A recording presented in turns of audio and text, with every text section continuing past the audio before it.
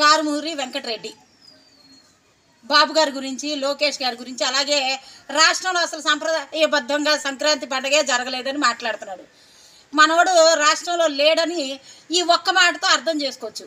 ఎందుకంటే హైదరాబాదే కానీ, అటు బెంగళూరే కానీ అసలు ఎక్కడా కూడా ప్రజలు ఆంధ్రాకి సంబంధించిన వాళ్ళు అక్కడెక్కడా ఉండకుండా బస్సు, ట్రైను ఖాళీ లేకుండా ఆంధ్ర రాష్ట్రానికి తరలి వచ్చి సంక్రాంతి పండుగని ఎంతో కోలాహలంగా చేసుకుంటే మనోడు అసలు ఆంధ్ర రాష్ట్రంలో సంక్రాంతి పండుగే జరగలేదు అంటున్నాడు. అంటే వాళ్ళ దృష్టిలో ఏంటంటే సంక్రాంతి అంటే కేవలం క్యాషినో, క్లబ్ డాన్సర్లను తీసుకొచ్చి డ్యాన్సులు వేయించడం, ఇంకా నానా రకాల చండాలమైన ఆటలన్నీ, విదేశాలకు సంబంధించిన ఆటలన్నీ ఆడించి జనాల జేబులు గుల్లలు పెడితే అది సంక్రాంతి పండుగ వాళ్ళ దృష్టిలో. కానీ చంద్రబాబు నాయుడు గారికి, నారా లోకేష్ గారికి, ఇటు పవన్ కళ్యాణ్కి ఇలాంటి ఆటలు ఆడించడం ఇష్టం లేదు కాబట్టి సాంప్రదాయబద్ధమైన ఆటలు ఆడించడం జరిగింది. అదే సంక్రాంతి ఎంతో అద్భుతంగా మన ఆంధ్ర రాష్ట్రంలో జరిగింది. లేకపోతే పథకాల గురించి మాట్లాడాం.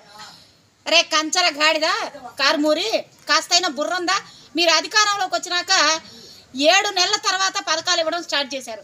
అది కూడా తల్లికి వందనం పేరుతో, అమ్మఒడి చెప్పి బిడ్డలందరికీ ఇస్తానని చెప్పి ఒకే ఒక్క బిడ్డకిచ్చి మిగిలిన వాళ్ళందరూ గాడిదలు కాసుకోండి అన్నారు. అలాంటి మీరు పథకాల గురించి మాట్లాడే హక్కు ఉందా? కరెంటు బిల్లుకి పథకాలకి లింకు పెట్టిన వెధవల మీరు పథకాల గురించి, బాబు గారు ఇచ్చే సూపర్ 6 గురించి అసలు మాట్లాడే హక్కు ఉందా?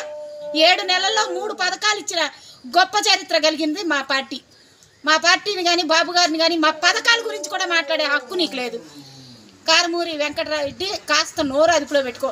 లోకేష్ గారి గురించి, బాబు గారి గురించి ఇలాగే కారు కూతలు పూస్తే రోట్లో వేసి పచ్చడి చేస్తారని చెప్పి ప్రజలు తెలియజేసుకుంటూ సెలవు తీసుకుంటాం. చూసారు కదండి. మరి ఈ వీడియో కనుక మీకు నచ్చినట్లయితే ఒక లైక్ కొట్టేసి మీ అభిప్రాయాన్ని కూడా కామెంట్ బాక్స్లో తెలియజేస్తూ ఇలాంటి ఇంట్రెస్టింగ్ అప్డేట్స్ కోసం మా ఛానల్ని సబ్స్క్రైబ్ చేసుకోండి.